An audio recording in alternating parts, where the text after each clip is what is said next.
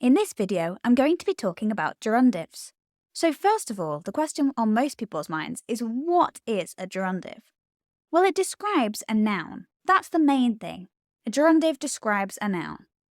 It's like a participle, which is an adjective formed from a verb, and that's why I'm covering it now. I have covered all the other types of participles in Latin, so I thought I should probably throw this one in as well. It has a sense of obligation. And by that I mean we translate it using phrases like needing to be, ought to be, must be. For example, I gave the needing to be read book to the girl. Now in English we would never say that, but that is a literal translation of what the gerundive means. We would instead say, I gave the book to the girl to read. The book is still the thing that must be read. So in Latin, to read would be in the gerundive. The biggest worry people have is how to spot it in Latin. And it's actually very, very easy. A gerundive will always contain nd after the stem and before the ending. And that's easy to remember because it's like the nd in gerundive. Let's take an example. Porto, the verb to carry, in the gerundive goes portandus, portanda, portandum. Each one of those has that nd. So they mean needing to be carried, or something that must be carried. And I have 3 different genders, masculine, feminine, neuter, so that I can describe any noun that I might come across. Here's a sentence. Vinum bibendum in mensa posui. Bibendum is my gerundive here. But how do I translate them? Well, in this sentence, bibendum, needing to be drunk, describes wine, vinum, the needing to be drunk wine. I put the needing to be drunk wine in mensa, on the table. That's very clunky, so to make it much more fluent, instead we say, I put the wine that ought to be drunk on the table, or I put the wine to be drunk on the table. You can just say, I put the wine on the table to be drunk. That's fine too. Now in Latin, endings change, and that's no different for the gerundive.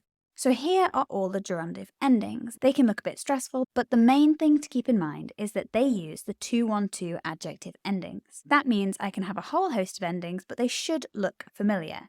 They have to match the noun that they're describing in case, number, and gender. So here are the masculine endings, and they look like the second declension, like servus.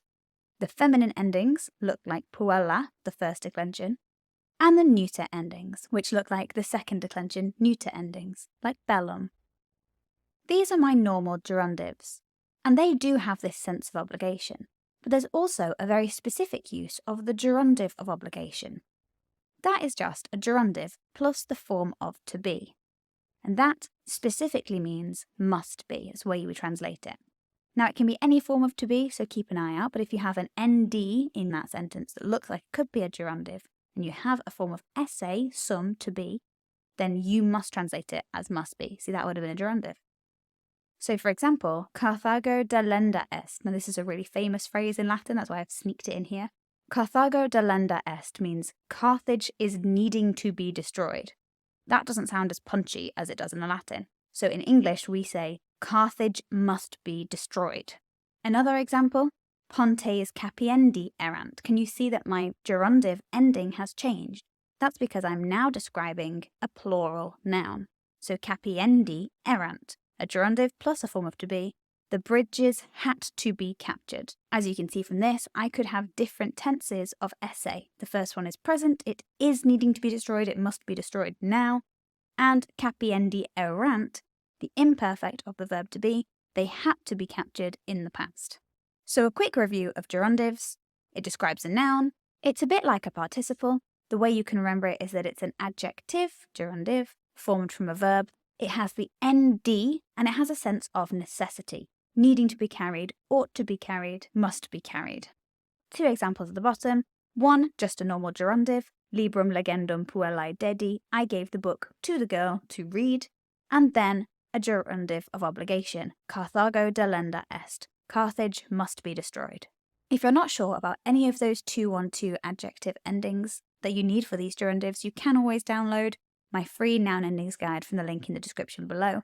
It has the first declension and second declension all written out for you, so you can learn them from there. Go and grab it now from the link in the description below. That's really all there is to gerundives. I hope this was helpful. Let me know if you have any questions in the comments. and I'll see you next time on bambasbat.